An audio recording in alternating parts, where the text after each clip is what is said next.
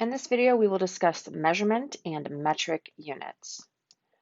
Our goals for today are to define the English and metric systems of units, describe the metric units for mass, length, and time, to explain why scientists have agreed on standard units based in the metric system, to provide the name, symbol, meaning, and multiplier, whoa, for the metric prefixes, to choose the appropriate prefix modifier given a measurement in the base unit, and to convert between metric units with different prefix modifiers. You may want to pause now and define terms that are unfamiliar to you before we get started, but otherwise, let's go. Oh, question for you. Now that we know how to study matter and the energy associated with it, which is what a chemist does, and of course we will do this with the scientific method, what do? Well, we make observations. Let's begin by thinking about what types of observations we will make. There will be two main types. Those will be quantitative and qualitative. Let's begin by discussing qualitative observations. Take a moment and define for yourself what a qualitative observation might be. Yes, a qualitative observation describes the quality or categorizes a substance. Now let's think of some qualitative properties that we might observe. These are some typical properties that students list when we have this discussion in class. Qualitative observations are made with the senses, but we could also think about some properties that you might associate with qualitative observations. Sometimes I hear students give answers such as density or temperature as qualitative observations or qualitative properties. And those properties can be observed in a qualitative fashion in addition to a quantitative fashion. Let's give some examples of how we might make qualitative observations of these properties. I'll start, so I'll pick the easy one. So the shirt is red. Now how about you try for these other two properties, or pick one that I haven't highlighted. Here's what I've come up with. So for texture, the metal is smooth.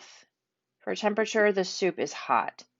I cannot have a number, so I did not say the soup is 98 degrees Celsius, because that would be, yes, the other type of observation. That would be a quantitative observation. Let's go ahead now and define quantitative observations. And how about you list for me some properties of which we might make quantitative observations and try to give some examples. Go ahead and pause and try this yourself first. Last chance to try this yourself. Quantitative observations are numerical observations. They involve numbers, quantities, amounts. Some examples of properties of which we may make quantitative observations are volume, temperature, length, density, height, mass. We could list many more as well. Some examples are here. There are 250 milliliters of water. The soup is 98 degrees Celsius. The bar is 27.20 centimeters long. So there are numbers in these observations. What else do you notice about these quantitative observations? Yeah, many of them have units. We'll be talking about units in a little bit, as you know from our learning goals. You don't have to have units. We could have said there are 75 students. It looks like we have some measured quantitative observations, and then we have some exact or counted observations. And you'll be thinking about the differences between these types of quantitative observations and the significant figures lecture. Now these measured numbers, such like these, they might be really small or really big. So here's two examples of some measurements. We could measure the diameter of a poliovirus. Its diameter is 0.00000, bunch of zeros, 28. I'm not even going to write it out because we have it right here. The moon is 380 million miles away from the Earth. So 2 measurements here. All right, so what? Why does it matter if measure numbers might be really small or really big? Well, why didn't I want to rewrite this? Yeah, because I might drop a zero, so we might make some mistakes. So what are some ways that we can deal with measure numbers that are really small or really big, lots of zeros? Yes, we might write those numbers in scientific notation. As you know, and there's a whole self-study on this, so I'm just going to very briefly discuss scientific notation right now. Scientific notation has a number written in 2 parts. There's the decimal part and the exponential part. Scientific notation means that if there is a positive exponent, let's say we have 1 times 10 to the 2. That means that this number is multiplied by 10 2 times. So 1 times 10 to the 2 in standard notation is 1 times 10 times 10, or 100. A negative exponent, so if we had 1 times 10 to the negative 2, that means that number is divided by 10 2 times. So 1 divided by 10 divided by 10 will give us 0.01. Now we also know that instead of thinking about it that way, we probably just like to move our decimal place. So move our decimal place 1, 2 times to get the number in standard notation. So you'd fill in that gap with a 0, and that would give you the same number. Same issue over here. So we take the implied decimal point and move it over 2 places. Fill in those gaps with zeros, and that gives us the same number. Something I want to point out to you right now is that a negative exponent means that the number in standard notation is less than 1. So this is how you can check your work. Meanwhile, a positive exponent,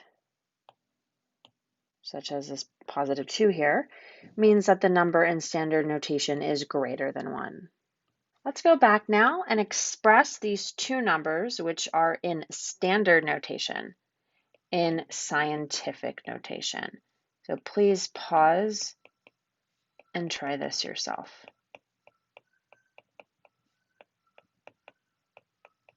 Well, we're going to pick up the decimal point. We're going to move it until we make a number between 1 and 10. 1, 2, 3, 4, 5, 6, 7, 8 times. We had to move it 8 times. The number in standard notation is less than 1, so there should be a negative exponent.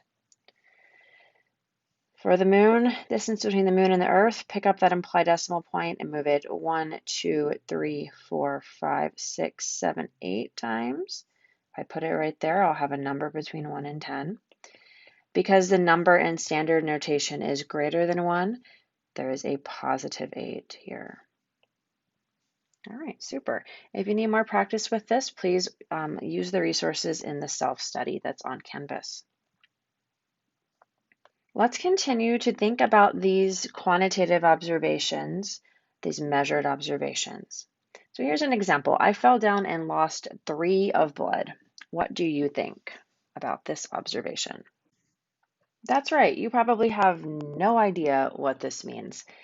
And that is because quantitative observations have 2 parts, the number and the unit. For example, if I fell down and lost 3 drops of blood, I'm probably a little embarrassed, but I'm okay. If I fell down and I lost 3 liters of blood, well, that's a very serious injury, and I need medical attention. Units give the number, they give the measured quantity context. For example, I could have said I fell down and lost 3 gills of blood.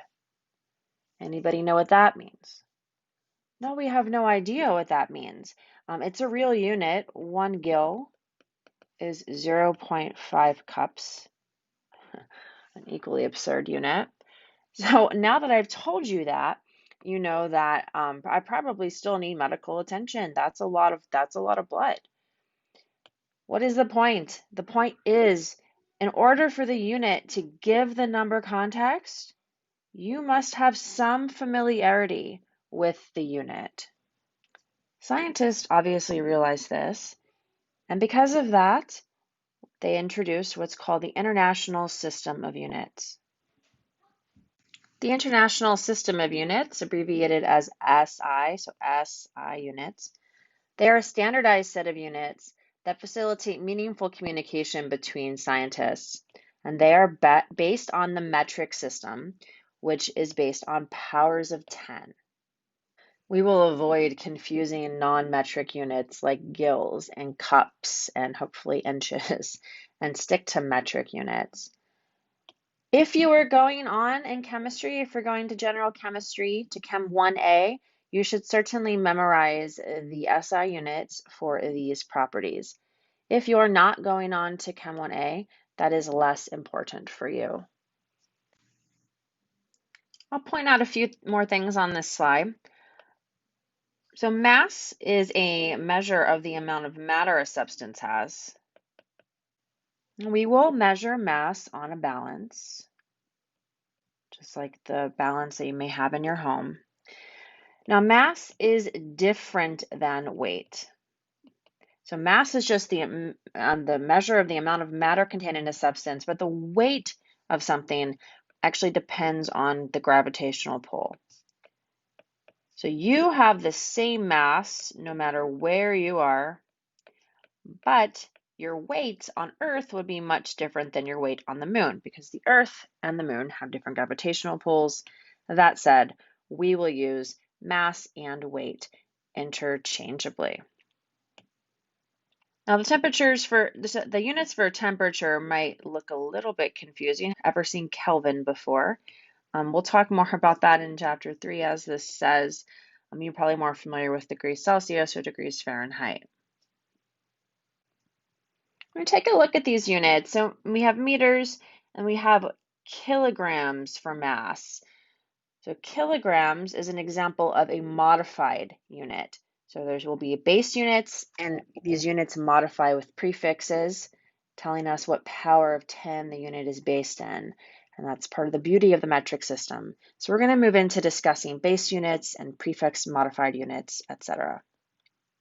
We'll revisit our examples from earlier. So both of these numbers are written in the base unit, which is meters. Meters is the base unit. So in this case, we might choose to use a prefix modified unit to express these measurements. Let's take a look at these now together. These metric prefix modifiers can describe any base unit, such as meters. You should memorize them. You should memorize the names, the symbols, what they mean, and the powers of 10. So what they mean really is the power of 10, the multiplier. So let's talk about this for a minute. We saw kilograms on the previous slide as the SI units of mass. So kilogram means 10 to the 3. So that means that 1 kilogram is 10 to the 3 grams.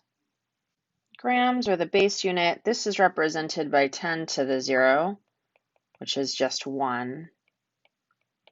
The prefix modifiers that are above this on the table, when they modify a unit, they make a larger unit. These prefixes below the base unit, when they modify the unit, they make a smaller unit. Let's now consider which of these prefix modifiers might be better for expressing these measured values. Now, there are several ways to do that. I will just rewrite the numbers in scientific notation because the powers of 10 might help us to choose prefix modifiers. The diameter of that poliovirus, expressed in scientific notation, has an exponent of -8. So we might choose for the poliovirus to express the diameter in either micrometers or nanometers instead of meters. So your task is to take the diameter of the poliovirus in meters and express it in both of these units. So micrometers and then also nanometers.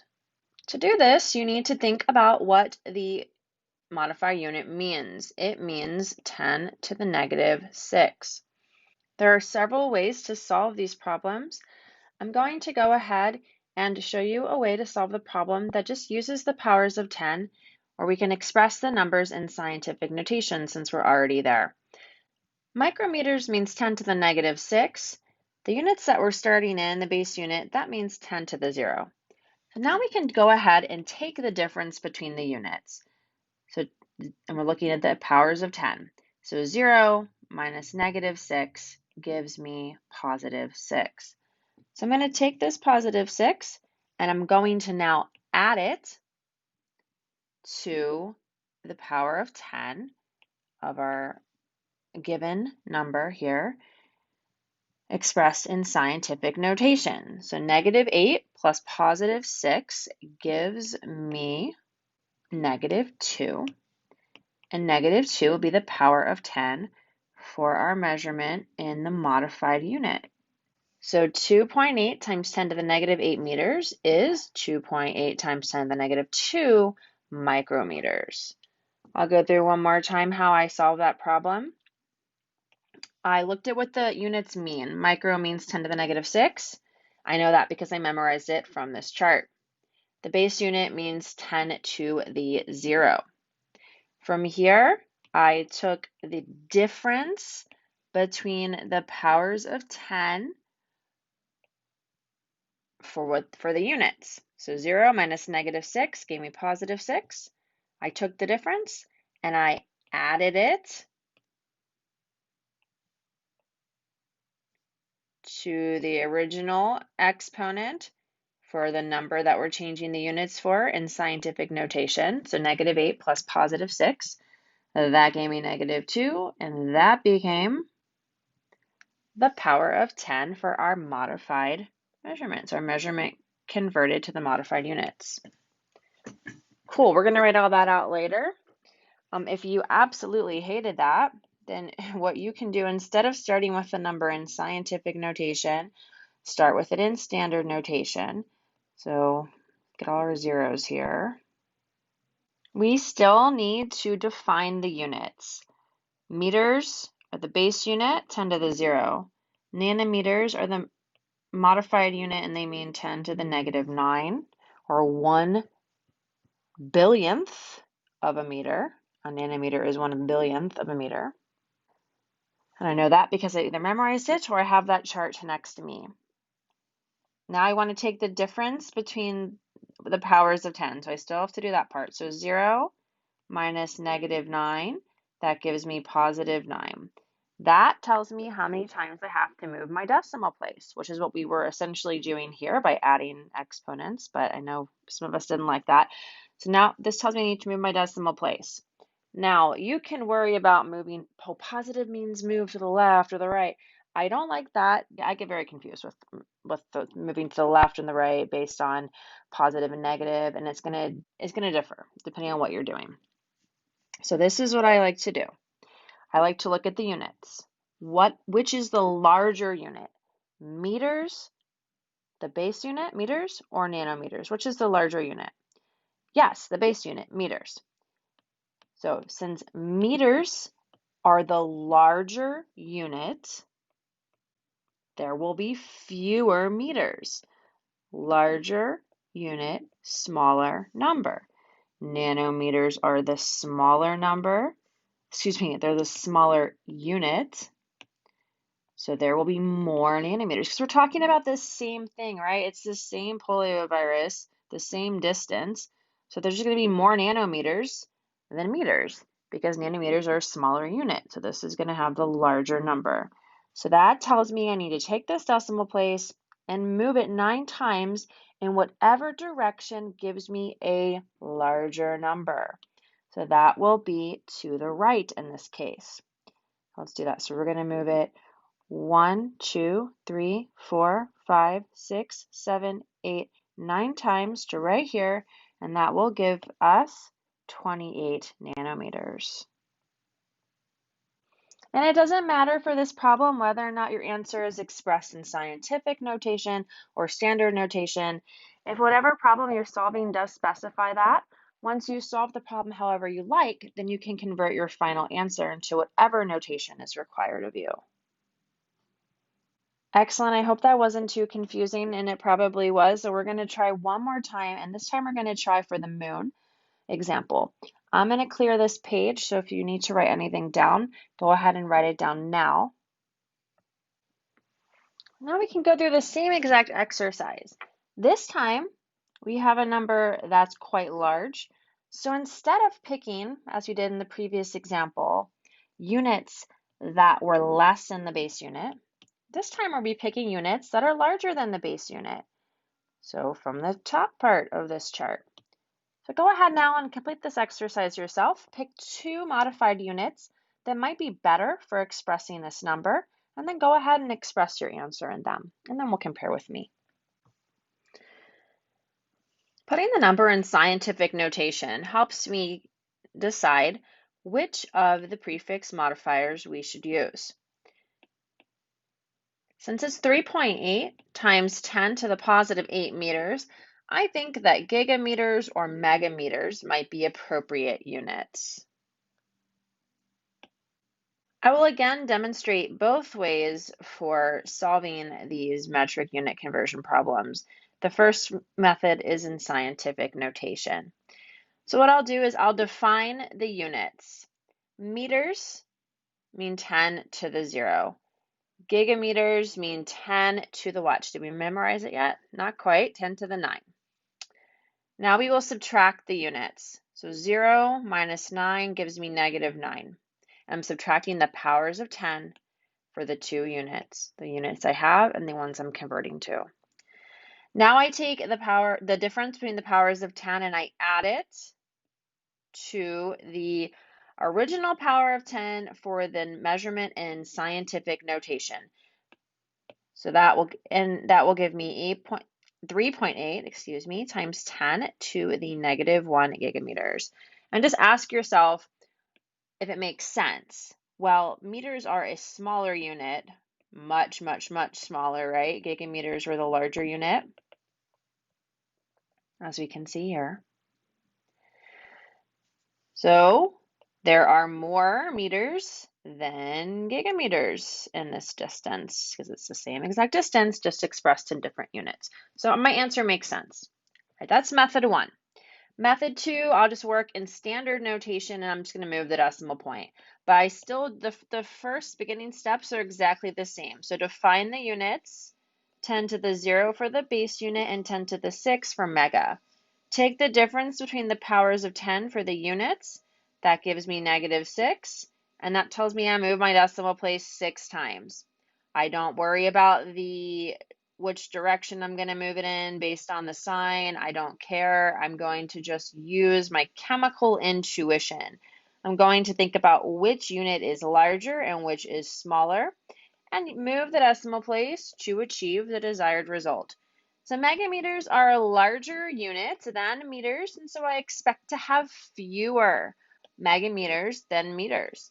So I will move my decimal place to the left 6 times in order to make the number smaller, which is what I expect. 1, 2, 3, 4, 5, 6, 380 megameters. Again, it doesn't matter if the answers are in scientific notation or standard. You can convert this one to standard if you want. We can do that. You can convert this one to scientific if you want. It doesn't matter at all. Let's summarize the two ways for converting numbers with metric prefixes, so expressing them in different metric units. And I think that I will try a different example this time. Oh, I'll try a harder example. So we will take 9.1 times 10 to the negative 2 nanoliters, and we will try to express that in milliliters. And I'll show you two different ways to do that. So I've been given this number in scientific notation. So the first thing I will do is do the method that involves having the original number in scientific notation. Step 1, define the units. Nano means 10 to the negative 9. Milli means 10 to the negative 3. A milliliter is 1/1000th of a liter. A nanoliter is 1/billionth of a liter. So to find the units, done. Then we need to subtract the exponents. The -9 minus -3. So I'm just looking at the exponents for the powers of 10. That gives me, oh, what? That's fun. It gives me -6. -9 plus 3 is -6. And now I'm going to take this difference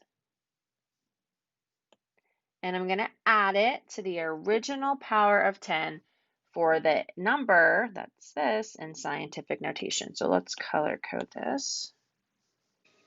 All right, so we'll take 9.1 times 10 to the -2. We're just going to add that -6 to that, and that will give me 9.1 times 10 to the -8 milliliters as my final answer.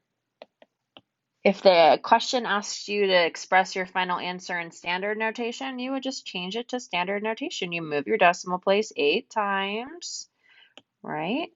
Move it to the left to make the number smaller than 1, which is what the negative exponent tells you. Either way, so your final number could be in scientific notation or it could be in standard notation. Doesn't matter. Cool, so that shows us how we can convert between metric units. And this example was harder because one of the units was not the base unit. We used 2 modified units, and so we really had to think, and that was fine. So we used this method. We're going to solve the same problem now, but the not in scientific notation way, the way where we just move the decimal place. But if you need to take a moment and reflect, go ahead and do that. Now we'll try this method, which I'm calling not in scientific notation. Of course, that just means that you would have your original number in standard notation. Let's go ahead and convert this number to standard notation because it is currently in scientific notation. Take the decimal place, move it 1, 2 times. That will give me the number in standard notation. Excellent. Now we're going to follow these steps. First step is define the units. Well, nano means 10 to the -9. Milli means 10 to the -3. We've discussed that. Then we subtract the exponents. So -9 minus -3 gives us -6. And now we will move the decimal place from the number expressed in standard notation. Let's write that down here. Now we know we need to move it 6 times. As far as which direction to move it in, just remember that milliliters are a larger unit. So that means that we need to make a smaller number. Milliliters are a larger unit than nanoliters, so there will be fewer of them. Larger unit, smaller number. So we are going to move our decimal place to the left 1, 2, 3, 4, 5, 6 times. So we would get, let's rewrite that, 0.00, bunch of zeros, should be 7 zeros, I believe. Yep, 91 nanoliters. Excuse me, milliliters. We've changed it to milliliters. That's in standard notation. If you wanted to write it in scientific notation, you could certainly do that, and you would get 9.1 times 10 to the -8 milliliters. These are the same thing, just written. One's written in standard notation and one is in scientific. And let's just make sure that solving this problem by the not in scientific notation method gave us the same answer as the in scientific notation method, because they should. It's the same exact problem, and it did, right? We got the same answer when we solve the problem with the numbers in scientific notation. So you can decide what to do. If you are an allied health major and you're going to microbiology, you'll probably use this first method with the numbers in scientific notation. But it's up to you, whatever you feel more comfortable with. We will do a few more practice problems and then we will be done. A blood test sample contains 0.000156 grams of iron. Express this value in scientific notation. Then determine what might be a more appropriate prefix for the units of this measurement, and then express the 0.000156 grams of iron in those units, please. So the same exact exercise that we have been doing. To put this measurement into scientific notation, let's grab the decimal place and move it over 1, 2, 3, 4 times. This will be 1.56 times 10 to the negative 4, that negative exponent, because the number in standard notation, aka regular, is less than 1. Now we can see with the exponent of negative 4 for our measurement when it is expressed in scientific notation that we might want to use units of milligrams or micrograms. So let's express our final number in both milligrams and micrograms just for lots of extra fun practice. First, let's start with the number in scientific notation. We'll define the units. If you've been confused, have these steps out in front of you right now as I'm working through this problem. So we're in scientific notation. Grams mean 10 to the 0. Milligrams mean 10 to the negative 3.